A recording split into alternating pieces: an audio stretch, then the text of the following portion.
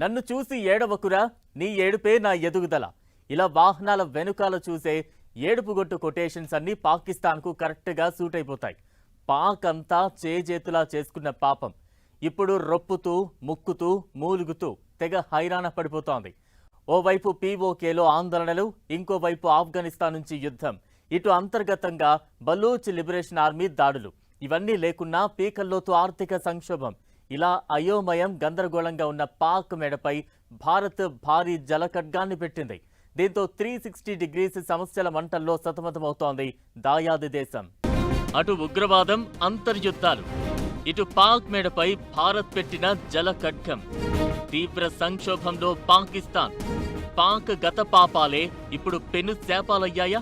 పాకిస్తాన్లో ప్రస్తుతం తీవ్రమైన ఎండలు, హీట్ వేవ్స్ వల్ల నీటి కొరత విపరీతంగా పెరిగింది. ఈ పరిస్థితిని ఆసరాగా చేసుకుని పాక్ అంతర్జాతీయంగా ఒక సదస్సు నిర్వహించింది. ఇందులో భారత్ సింధు జలాల ఒప్పందాన్ని ఉద్దేశపూర్వకంగానే నిలిపివేసి తమకు నీళ్లు అందకుండా చేస్తోందని, ఇది ఓ రకంగా ఇండియా చేస్తోన్న నీటి యుద్ధమని ప్రపంచ దేశాల ముందు బోరున ఏడవడం మొదలుపెట్టింది. అంతేకాని దీనికి మూల కారణం తాము చేసుకున్న స్వయంకృతాపరాధమన్న సంగతిని మాత్రం దాచిపెడుతోంది. అసలు సింధు జలాల ఒప్పందాన్ని ఇండియా ఎందుకు నిలిపేయాల్సి వచ్చింది అని ఎవరైనా ప్రశ్నిస్తే మాత్రం నీళ్లు నమలడం తప్ప వేరే దారి తెలియని అయోమయంలో కొట్టుకుంటోంది పాకిస్తాన్. సరిహద్దుల్లో ఓవైపు ఉగ్రవాదానికి పాలు పోసి పెంచుతోంది పాక్. భారత్ సహా తమకు ప్రత్యర్థులైన దేశాలపై దాడులు చేయించే కుటిల పన్నాగాలు పన్నుతోంది. కానీ తమ వరకు నొప్పి తెలిస్తే మాత్రం ఎదుటివారిని నిందించడం పాక్కు మొదట్నుంచి అలవాటే. వీటిని కాసేపు పక్కన పెడితే నిజానికి పాక్లో దశాబ్దాలుగా సరైన వాటర్ మేనేజ్మెంట్ లేదు. వర్షాలు, ఋతుపవనాలతో వచ్చే లక్షల క్యూసెక్కుల నీరంతా సముద్రం పాలవుతోంది. టర్బెలా, మంగ్లా వంటి రిజర్వాయర్లు డెడ్ స్టోరేజ్ కు చేరుకున్నాయి. దీనికి తోడు అక్కడ వాటర్ మాఫియా రాజ్యమేలుతోంది. పంజాబ్, సింధు ప్రాంతాల మధ్య నీటి పంపకాలపై ఎప్పుడూ గొడవలు జరుగుతూ ఉంటాయి. సింధు జలాల ఒప్పందం ప్రకారం తూర్పు నదులైన రావి, బియాస్, సట్లెజ్ పై భారత్కు పూర్తి హక్కులున్నాయి. భారత్ ఇప్పటి వరకు వీటిని పూర్తి స్థాయిలో వాడుకోకపోవడం వల్ల పాక్కు అనవసరంగా నీరు వెళ్లేది. ఇప్పుడు పంజాబ్, జమ్మూ కాశ్మీర్ సరిహద్దులో షాపూర్ కండి డ్యాం ప్రాజెక్టు వేగంగా పూర్తి చేసుకుంటోంది. దీంతో రావి నది నుంచి పాక్కు వెళ్లే అదనపు నీరు ఆగిపోయి జమ్మూ కాశ్మీర్లోని కథువా, సాంబా లాంటి కరువు జిల్లాలకు మళ్లుతోంది. అలాగే పశ్చిమ నదులైన జెహ్లాం, చీనాబ్ నదుల ప్రవాహాన్ని పూర్తిగా ఆపేసే మౌలిక సదుపాయాలు ప్రస్తుతం భారత్ దగ్గర లేవు. కాబట్టి ఇండియానే నీటిని ఆపేస్తోందన్న పాక్ వాదన పసలేనిది. మన దేశం కేవలం మన వాటా నీటిని మాత్రమే వాడుకుంటోంది. కానీ ప్రపంచ దేశాల ముందు మాత్రం పాక్ తన వైఫల్యాలను, లోపాల్ని కప్పిపుచ్చుకునేందుకు విక్టిమ్ కార్డు ప్లే చేస్తోంది. సింధు ఏరియాలో భారతదేశంతో వైరుధ్యాలతోటి ఇవాళ జల కళతోటి ఉండాల్సినటువంటి సింధు ప్రాంతం షార్టేజ్ ఎదుర్కొంటుంది. తర్వాత ఆఫ్ఘనిస్తాన్ తోటి రోజు ఘర్షణలు జరుగుతున్నాయి. ఇప్పుడు పీఓకే తోడైంది, గతంలో బెలూచిస్తాన్ తోడైంది. కాబట్టి అసలు పాకిస్తాన్ ఉంటుందా, విచ్ఛిన్నం అవుతుందా అనేటువంటి స్థితికి దిగజారి ఉన్నది. ఒక బలమైన ప్రభుత్వం, ఇమ్రాన్ ఖాన్ నాయకత్వంలో పీపుల్స్ మ్యాండేట్ తోటి వచ్చినటువంటి ప్రభుత్వాన్ని ఇప్పుడున్నటువంటి అధికార వర్గాలు అమెరికా సపోర్ట్ తోటి ఇమ్రాన్ ఖాన్ ప్రభుత్వాన్ని కూలదీసింది. పాకిస్తాన్లో ఎప్పుడైనా అమెరికా వ్యతిరేక వైఖరి కలిగినటువంటి నాయకత్వం ఇస్తే సిఐఏ సపోర్ట్ తోటి కూలదోస్తూ ఉంటారు, లేదా మిలిటరీ కూప్ జరుగుతుంది. ఇవన్నీ పాకిస్తాన్ అస్థిరతకు దీర్ఘకాలికంగా దారితీస్తూ ఉన్నాయి. సైన్యం ఉగ్రవాదులను కమాండ్ చేసే స్థితిలో లేదు. ఉగ్రవాదులతోటి కలిసి సైన్యం వ్యవహరిస్తుంది, సైన్యంతో కలిసి పౌర ప్రభుత్వం వ్యవహరిస్తుంది.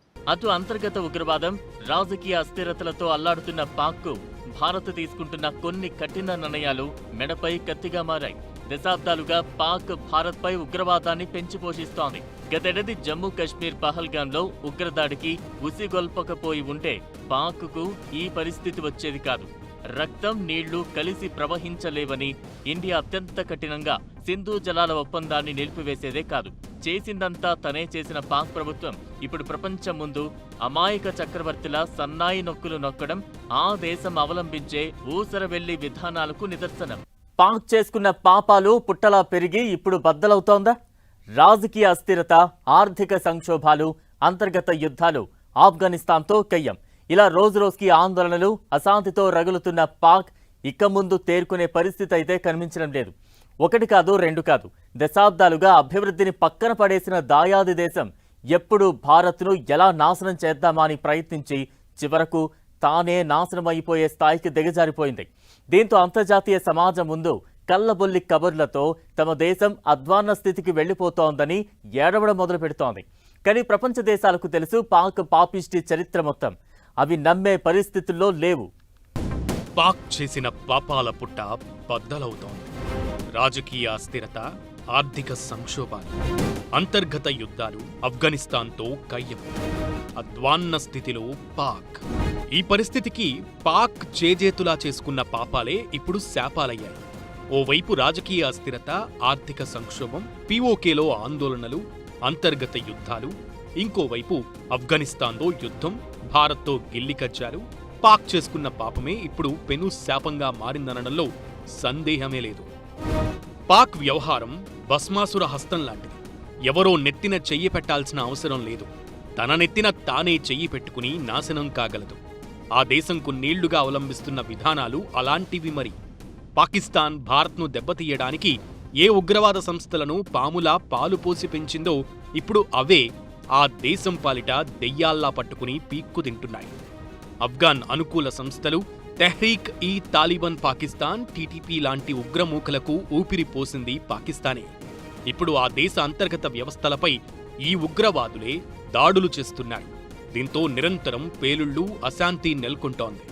పొరుగున ఉన్న ఆఫ్ఘనిస్తాన్తో పాక్కు సంబంధాలు చెడిపోయాయి. అక్కడ నిత్యం దాడులతో రక్తమోడుతున్న పరిస్థితి ఉంది. ఇక పాక్ సైన్యానికి, అక్కడి ప్రజలకు, రాజకీయ పార్టీలకు మధ్య తీవ్రమైన సంఘర్షణ జరుగుతోంది.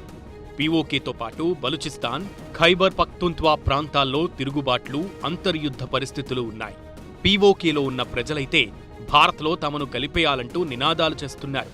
వారి బాగోగులు చూడాల్సిన సర్కార్ సవతి ప్రేమ చూపుతోంది. అక్కడ దేశంలో ద్రవ్యోల్బణం ఆకాశాన్ని తాకింది. నిత్యావసరాలు, పిండి, కరెంటు కొనేందుకు కూడా ప్రజలు అల్లాడుతున్నారు. పీఓకేపై చూపుతున్న వివక్షతో ఆ ప్రాంత వాసులు రగిలిపోతున్నారు. అంతర్జాతీయ ఉగ్రవాదుల తయారీ కేంద్రం ఏది అంటే పాకిస్తానే.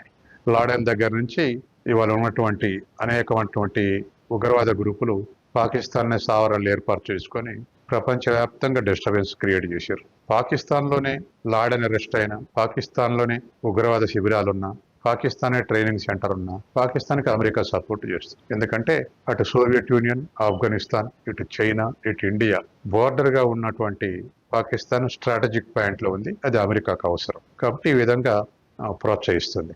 తర్వాత మరొక వైపు ఎకానమీ మోడర్నైజ్ కాలేదు. తర్వాత వ్యవసాయం రిచ్గా ఉన్నటువంటి సింధు ప్రాంతంలో జలాల సమస్య ఉంది. కరువు ఉన్నటువంటి బెలుచిస్తాన్లో అక్కడ తిరుగుబాటు వస్తూ ఉంది. పీఓకేలో గవర్నెన్స్ సంక్షోభం ఉంది, నిరుద్యోగ సంక్షోభం ఉంది, తర్వాత ప్రాథమిక హక్కుల యొక్క సంక్షోభం ఉంది. ఇటువంటి పరిస్థితుల్లో వివిధ ప్రావిన్సులలో రకరకాలైనటువంటి గందరగోళాలు ఇవాళ కొనసాగుతూ ఉన్నాయి. భారత్ను ఆర్థికంగా, సైనికంగా దెబ్బతీయాలనేటువంటి కుట్రలతో పాకిస్తాన్ తన సొంత దేశాభివృద్ధిని, నీటి మౌలిక వస్తువులను పూర్తిగా నిర్లక్ష్యం చేసింది.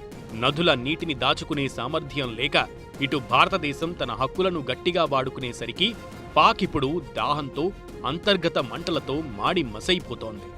మొత్తానికి తాను తవ్వుకున్న గోతిలో తానే పడి వెలవెలలాడుతోంది పాకిస్తాన్.